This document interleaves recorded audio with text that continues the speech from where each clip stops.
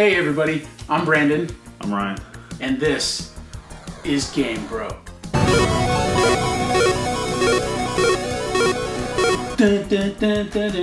If you're familiar with GameBRO, if you've seen it before, this is just going to be a quick video on some best practices and how to use your GameBRO. If you haven't, it's GameBRO. It's awesome, right? I mean, 5,500 retro games on one console. So when you fire up your GameBRO, you land on the carousel. The controls here are really basic, left and right to switch between the consoles. A advances forward and B backs up. So if we press A here, that takes us into our catalog of games, and then you can press B to back up. Now, navigating the list is really simple. You can use up and down to go through the games one by one, or you can use the L and R shoulder buttons to go down half a page at a time. And if you're really looking for something far down the list, let's say we're trying to get to D for Donkey Kong, you're gonna press the select button, change the letter here to D, and again, A to accept or advance. Bam, there you are. Now, another cool feature is the random button. By pressing X, you can skip to any random game in the list.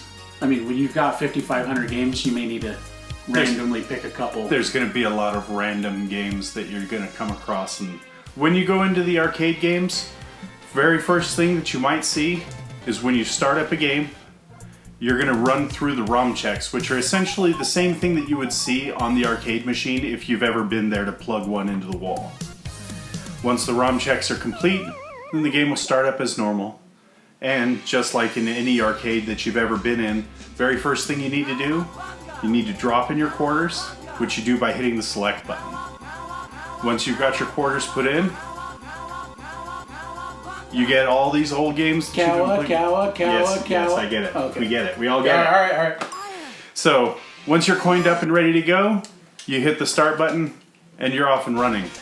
Best part about this is if you ever remember your favorite old games like The Simpsons or Teenage Mutant Ninja Turtles, the arcade game, any four-player game that you come across. I got it. I'm working on it. Okay. See, and then you got me just choked out by the Foot Clan. What's up with that? So, when you got four-player games like the old X-Men arcade game or Teenage Mutant Ninja Turtles, all you got to do is plug in an extra couple of USB game pads, coin up, and you're off and running. Just like the pizza place back home in the 90s. 90s? Yes, the 90s. You realize the 90s? Shut up. Years ago? You shut up right now. You don't finish that sentence. Oh, man. It's so weird to me, man, because 20 years ago was, 2000. Shut up. 20 years ago was also 1980, so... Okay, see, you got me there because I don't remember the 80s, like, at all. So, at least I have that to fall back on. So, for me, 20 years ago was the 90s. All I'm going to say about that is I will never give you up. I will never let you down. I would never turn around Just stop. and desert you. Stop it. Oh, 2004 called, they want the Rickroll back. So, save states. Should we cover save states? Save states. Probably a good idea. Pretty Cover useful. Save states. Yeah. So, back in the day, before, back when having to write down a password was a thing that needed to be done, if there even were passwords, well, we don't have to struggle with that anymore because now we have save states. So any game that you have, you can save it at any time and then come back right to the instant where you left off. To access your save states, you hold down the select button and you go left or right on the directional pad, which will go ahead and show you in the bottom left corner of the screen where it shows the save state that you're selecting. And then you hold select and hit R to write the save. And then at any time you hold select and hit the L button to load the save. Wait, you mean R to write and L to load? Yes, that is what I said. That's awesome. He's too excited by the fact that it's R to write a save and L to load a save, as opposed to being excited by the fact that now, as you're playing Batman on Nintendo, you can save your game and return to it at a later time. It's the next stage of save scumming. Before we had to constantly load our save file. You remember, I know you did it, but we used to save and reload the same game file over and over and over again until we got the desired result. I've never done any such thing, and you can't prove it. I'm pretty sure he has. Totally haven't, though.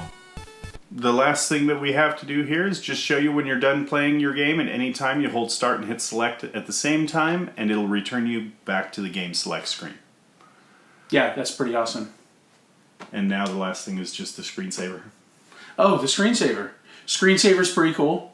It's you can just let the box sit for 5 or 10 minutes and the screensaver will kick in. Or from the carousel, you can press the select key and it brings up the awesome screensaver. This is just artwork from the different games that are loaded on GameBRO. What I really, really like about the screensaver though is that some people just leave it on and let it run almost like a screensaver? Like a screensaver. It's so weird. But the neat thing is you see we've got Donkey Kong Jr. up on the screen now. We're going to give it a second to change because why not? Metal Gear, right? Okay, so pressing the A button. No. Not the A Not button. the A button. Hold on. Let me. You can also page through the scenes on the screensaver with left and right on the D-pad. You never showed me that. That's because I thought it was so obvious that anybody could do it, but apparently not. So at any time, So at any time that you want, you can go ahead and you can hit start, and whatever screensaver you have selected when you hit the start button, it automatically loads the game without having to select the system or find the game in the list. Oh, Link to the Past! I'm about to have a moment. Listen. Wait.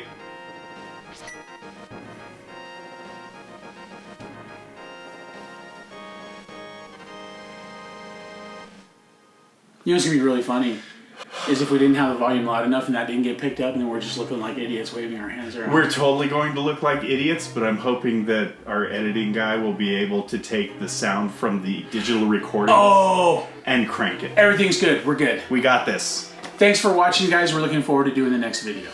You have a good day now.